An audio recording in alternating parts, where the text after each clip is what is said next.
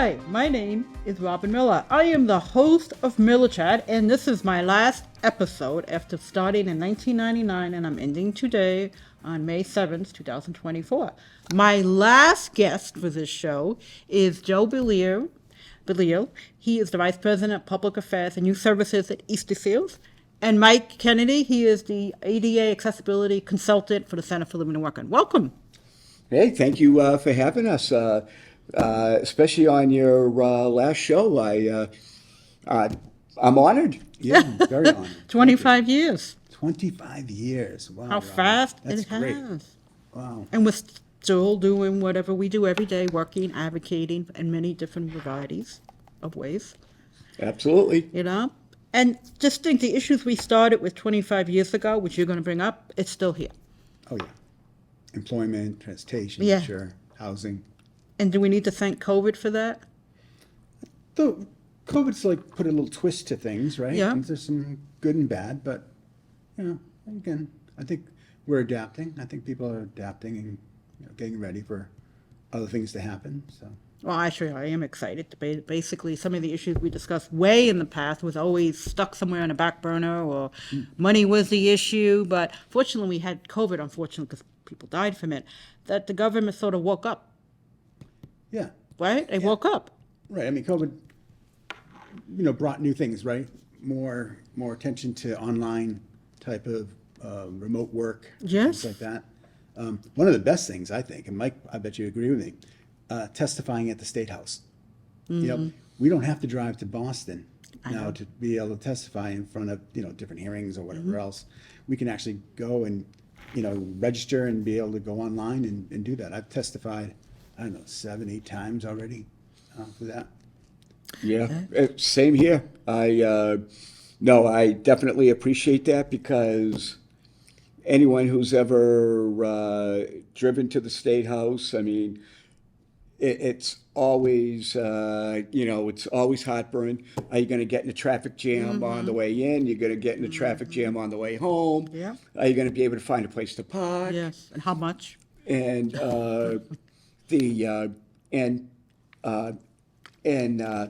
for folks with mobility disabilities, I mean, we only have so many choices where we can park because it's called, the State House is on the top of Beacon Hill, and it's Beacon Hill for a reason. And because of that, if you have to try to park in another garage that's up or down a hill, I mean, it's not like a ramp. I mean, we're talking very, very steep. That's why it has its name. And the sidewalks around there, right? You figure all this time, no, they're not that great at all. I mean, I have to be really careful about it because you're going to get your front wheel caught in some of the cracks, and they've got tar in one place and stuff like that. And this is the State House, right around the State House. So, yeah. So I'm very grateful that we can do a lot more things online, and it's society's like changed, right? It's changed its attitude about having these kind of meetings Yes. online. So I'm great. I think that's really good. I mean, we spoke about unemployment.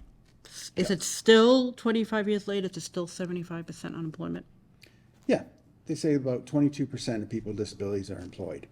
That's still the same, thing. And people looking for work, people with disabilities, is twice as many people that don't have disabilities that have work. And right, it's still not great. And that there are a number of different factors, I think. I still think it's an attitude type of thing. Society doesn't necessarily expect people with disabilities to work. It's always like, okay, well, you get benefits, you don't need to work. And, businesses aren't making their offices like friendly or, welcoming to people with disabilities and things. The culture, and I think a lot of times in corporations isn't there as well. And so, yeah. So I think there's a lot of different barriers, no matter transportation, the medical care that you may need, personal care. Then when you do, another barrier too is about when you do get a job, your housing, if you're in subsidized housing, something that's a whole nother thing that happens. And then you sometimes have to worry about insurance. You may have to buy into insurance. So a lot of different factors play into it. It's not easy. If you're a person with a disability, it's not easy to go to work. And I think that's why you see such small numbers, even after the Americans with Disabilities Act. 25 years later, still a battle. Yeah. Well, maybe it'll change. That's something to continue forward to try to have more Yeah, equity. yeah, no, it's certainly, we certainly advocate for that. And uh, again, one of the good things that came out of the pandemic, again, is being able to work remotely. Which people with disabilities have been saying for years, we Years. could still be productive. Yeah, yeah. I know. Yes. I'm free. I freely admit it.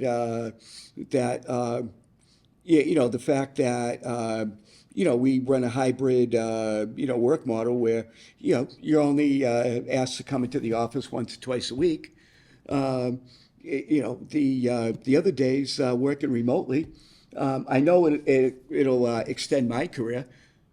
Because the older you get with physical disabilities, I mean, those morning routines are more miserable and takes up more of your time. Well said. Yeah, it yeah, it Yeah. is what it is. It is, and so right, I work remotely at different times too. But then I do like going to the office once in a while. Sometimes you can get things done quicker because the people are there, and you don't have to deal with email and whatever else. But at the same time, when I go to the office, a lot of times I end up doing the same thing I'm at home. Right, I'm in front of the computer Yes. screen. I'm working. I'm doing emails. I'm doing projects or whatever else, and I find it very efficient to do it that way.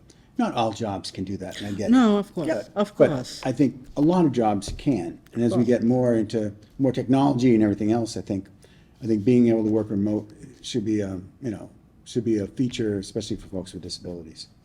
Yeah, yeah, and there's definitely an upside, going into the office because you know what, I freely admit that I have a lot of coworkers that are personal friends of mine.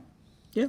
And it's always good to hang out with it's always good to have that piece as well. In fact, many a times we'll a group of us will get together and go out to eat somewhere or whatever. Go to events. Like this past Friday. It was the Woosocks Deaf and Hard of Hearing Night. Oh, cool. And one of our coworkers actually threw out the first pitch. And probably about 25 or more staff members attended the game with their spouse and or family. That's nice. Yeah, it was.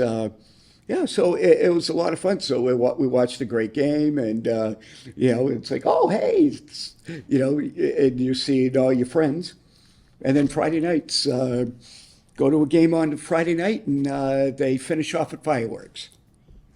Oh, can't beat that. Nope. You're having fun. That's the whole point of doing Miller Chat with a show. But people with disabilities are just like anyone else. Oh yeah. Not heroes, right? Oh yeah. Of stories Yep. of inspiration, like you mentioned over the years, how people Yep, that's right. perceive that. Is it better now with perceiving as heroes or inspiration? You'll don't still know.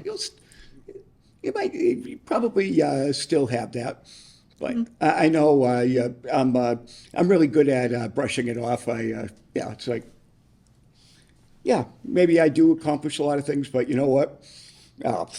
Please, Joe and I know people much more disabled than us that are working full time in very important positions. So it's like, you want to see a real hero? Watch these guys what they go through, especially the morning routines. Yeah, we can appreciate that quite a bit. And I think, as you're talking about inspiration and everything else, I think about the different medias that we have nowadays, right? Yes. TikTok, YouTube, X, this and that, Facebook and things. So it's like, it's interesting to see the different disability culture, what people are pushing, different attitudes people I have. see that. And here's a good one. So within disability culture, if you will, right?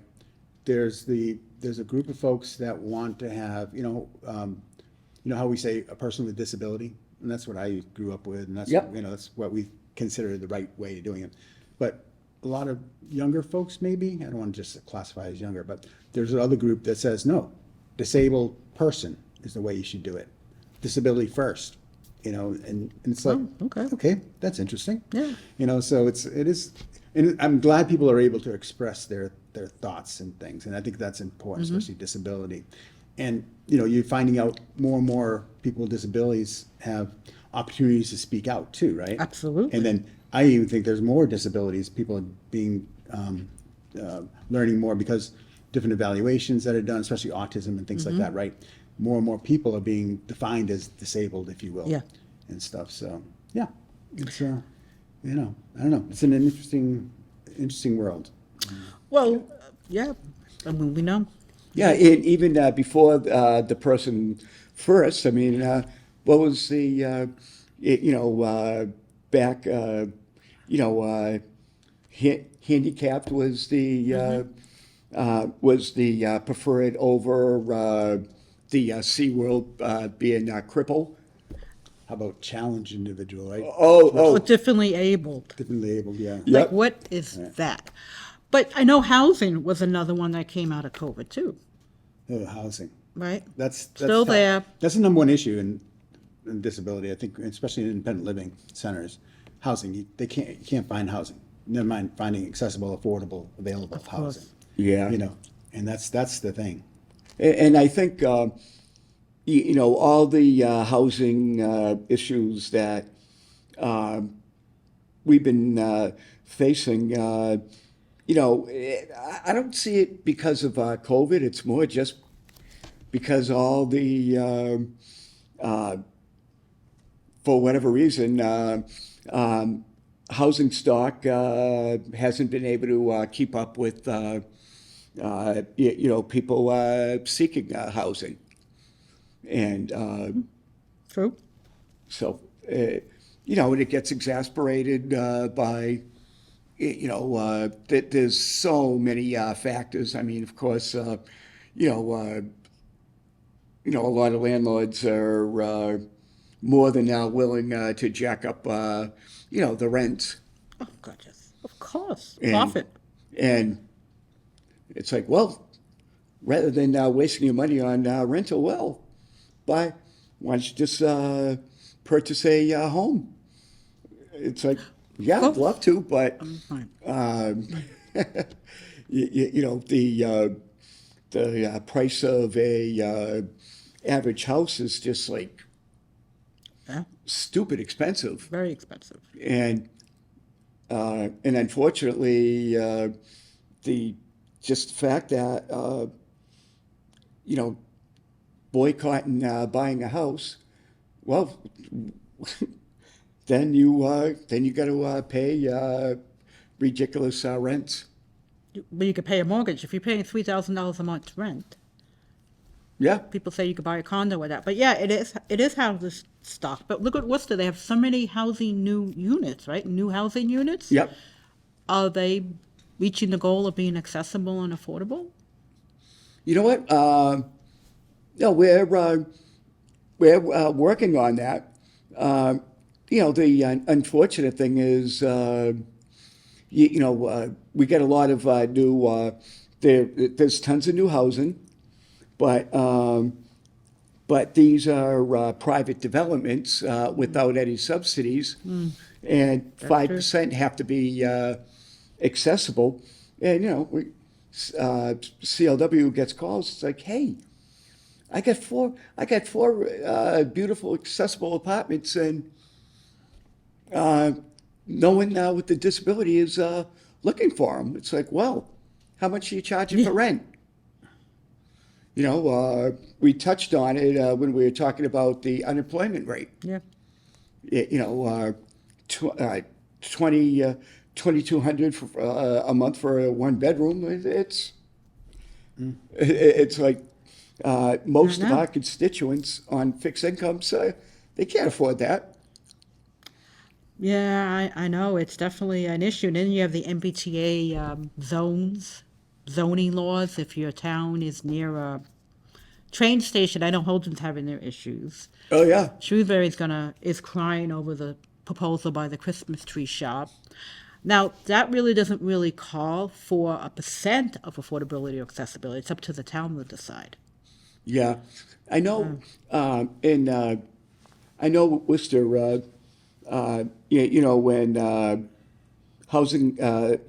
housing developers, well, when I say housing, I'm talking about a apartment complex. Some of the tips, tax incremental financing, Yeah. is that what it's? But yeah, these developers come in and request a TIF, which basically gives them a tax break, for so many years. And after advocates started getting on, the city's case, it's like, yeah, grant TIFs, but, get something in return. Yeah, we'll give you a TIF, but make 10% affordable, or make 20, Yes. or maybe 10% affordable at this, what the heck is it? 80% median income, 60% median income. Am I describing that right? Yeah, something like that. Something like that. But you know what I mean? It's like, yeah, well, what's in it for the city? Should be, what's in it for me attitude because of that. I mean, all the areas of in downtown or the Worcester business district, where the Denholm was. So, it's nice. I mean, it's no big secret, but the Denholm building, sorry to say for you sentimental folk, but Denholm's going to be raised, and it's going to be housing, and a lot of it is going to be subsidized. Well, that's good to know. Yeah, it's great to know. That's cool. About time. Yeah, yeah. All right. Be interested to see what it ends up looking like, because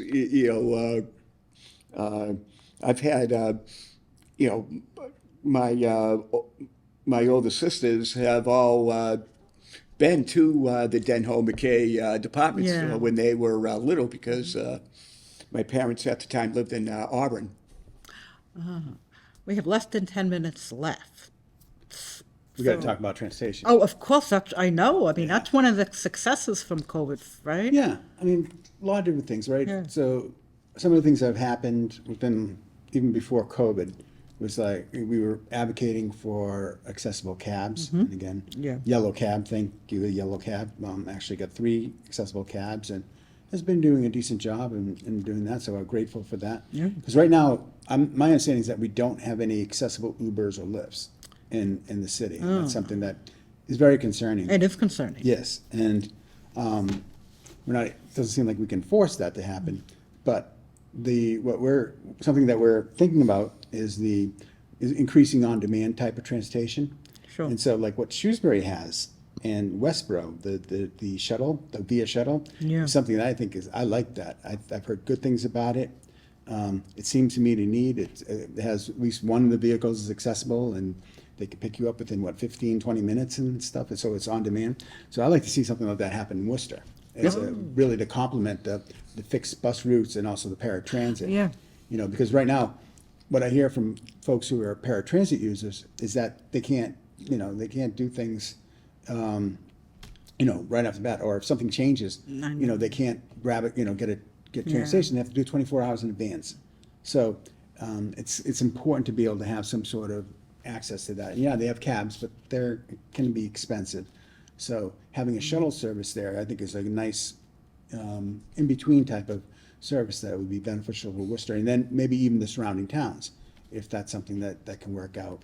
So the other thing too, that's happened is because of the COVID and stuff, fare-free, right? So Worcester is like the longest I city know that's have been fare-free Yes. in the country, which is I've great. heard that. And I didn't think about it much. I didn't think about fare-free when it was starting that much, because I was like, oh, okay, well, the fares aren't that much. But I talked to a lot of people, and they're like, no, those fares add up. And, and with all the other prices rising and everything else, it's important to keep that down. And so people were really saying, look, that makes a big deal. That's really important to me to keep that, to have fare free and things. And people are able to go out more. They're able to go shopping. Yes. And do things that they not normally have, been able to do. And that also applies to the paratransit. And usually a paratransit round trip would have been $5. Yeah. Now, so people, and that's a lot of money. That If is you're, a if lot you're of on money. fixed income, Right. $5 can, mean a lot of different things. So it's like, so I think that's really positive. And the last thing is, we've also been advocating to make sure that there's representation from people with disabilities and riders on the WRTA advisory board. Uh-huh. And that's something that's really important. Again, WRTA covers 38 towns or something. Yep. They're huge. But we want to make sure that a rider is representing there, and also a rider with a disability is on that board, being able to give input. And it's really important because sometimes we find people complaining about different things going on in paratransit or on the big bus. The big bus is coming late or something like that. There's been Right. an issue.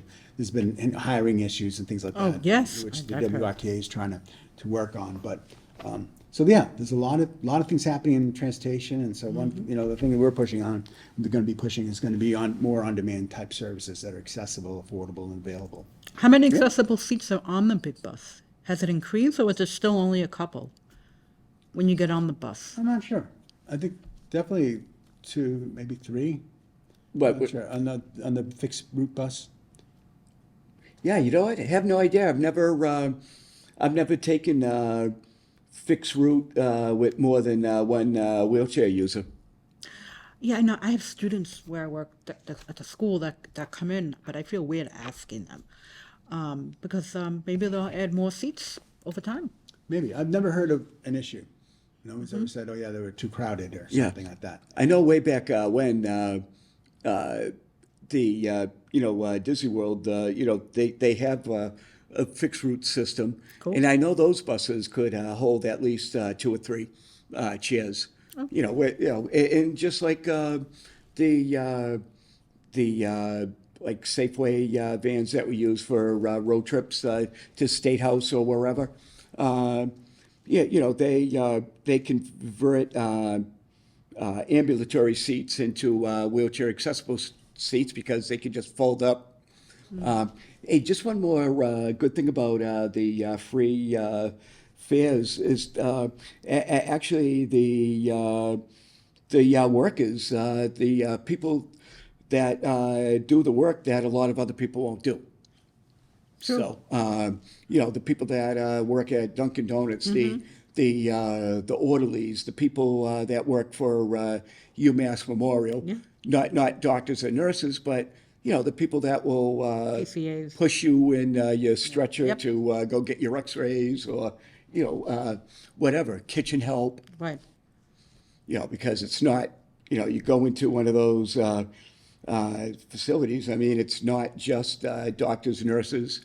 Yeah, that's true. They call them transporters when they take you from Yeah. the room to the surgery. What a name, transporter. I'm a transporter. Yeah, yeah, maybe.